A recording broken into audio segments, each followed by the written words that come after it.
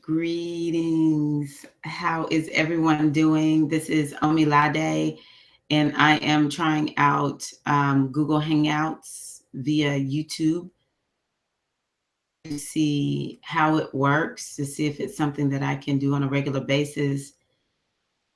Um, I've sort of changed the way that I've been making videos. I have a new camera, and this camera is driving me crazy because it seems like there's always delays, which is what it looks like it's doing now. But anyway, I won't bog you all down with that. What I want to do today is to share some wisdom with you um, for your day. And my hope is to start creating more videos that will assist you at least week to week, month to month. And so I want to say that the card that I pulled today is light. This right here. It's the light card. And what I will say about this right now is that perhaps your life is bringing to light everything that you need to address, that you keep hidden in the recesses of your mind, in the darkness of your psyche. And that might be why so many things are coming up. I've been listening to my astrologers, and they are saying that we are going to have pretty soon 4 planets in what is called retrograde. So when a planet is retrograde, that means that it is slowing down, and it looks like it's moving backwards. And when a planet is in a retrograde phase, it's time for us to take a pause and look at what in this area do I need to address? What do I need to reevaluate? And as we begin to look at what it is that we need to address, reevaluate, it's all about, reviewing, looking back over something. It's not really about forward movement. So we can look at these areas and see what is it that we need to address, and then we need to let it go or come up with a plan for how we are going to move forward. And so right now, if you feel like I'm feeling a little stuck, I'm feeling like things aren't moving in my favor, I'm not, and we are in this season of Aries. We're in a year of Herakahuti Shango. This is hot, fiery, rooster year energy where we are all about action.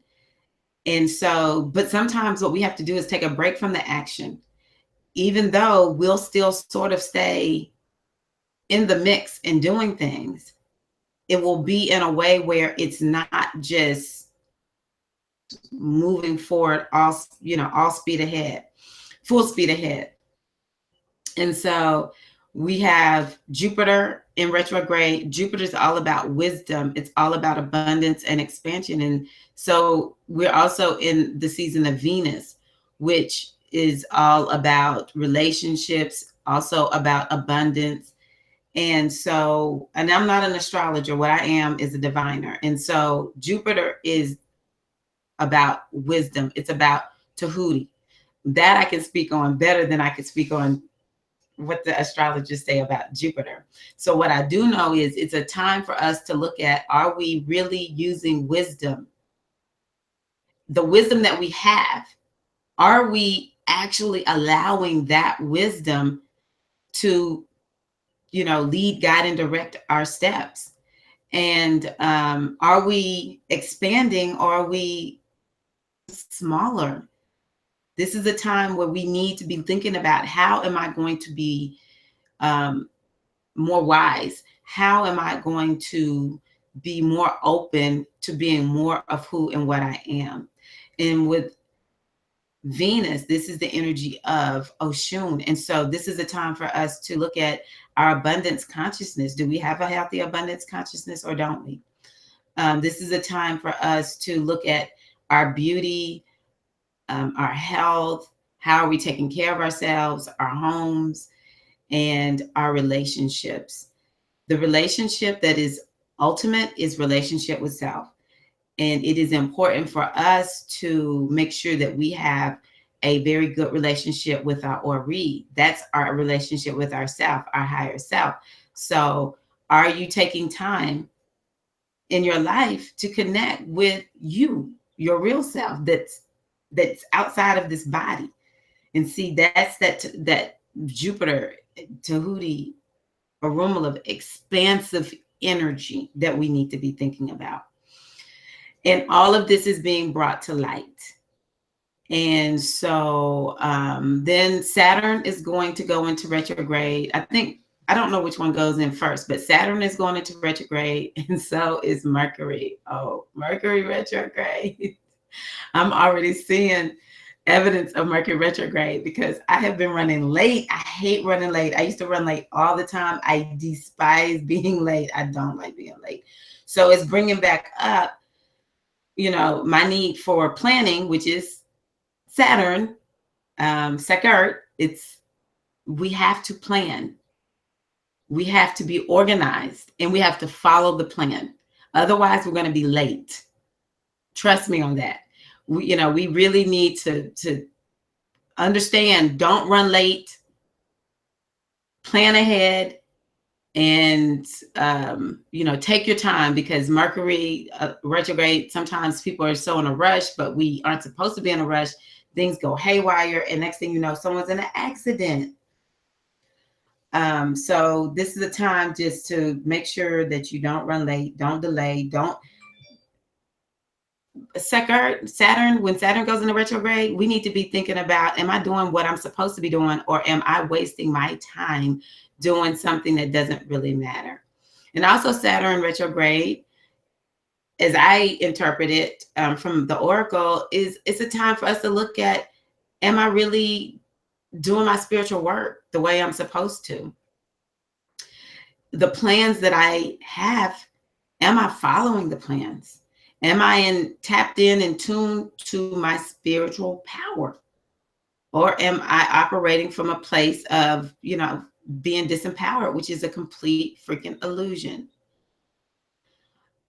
So we have a lot going on, and the light, so that we can look at it all. And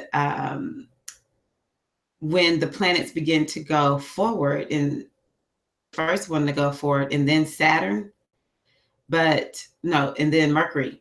So Mercury goes retrograde on the 9th, and we'll be here in Mercury retrograde probably close to the end of the month, if not right at the top of May. Venus comes out of retrograde around the 15th. But Saturn and Jupiter, they'll be in retrograde for a few more months. And so we just need to understand that, this time might be a little bit rough, but it's worth it. It is so good that the wisdom of our lives don't let us just keep going and going and going. So that we never stop and take a break and figure out, oh crap, I'm completely off center from my destiny. So that's what I have for you all today. Oh, also another card that came out was love. And so I just encourage everyone to make sure that they are operating from a place of self-love. When you operate from self-love, you can give love to other people easily, especially the people who get on our nerves. If we can give love to people who get on our nerves, we're doing pretty doggone good. But there's a wellspring of love in the universe, and we are here to experience that love. And as we experience that love and walk in it, we to the world, and it then makes the world a better place. Please, y'all, let us not accept that this world is going to hell in a handbasket. We have to have hope. We have to walk in a place where we know that ultimately we're winning. Love is the way. And if nothing else, love is my world, my consciousness. And as I do that, it just permeates out into the universe, into the quantum field of all of creation. And others will begin to pick it up and feel it, and they will become at one with it.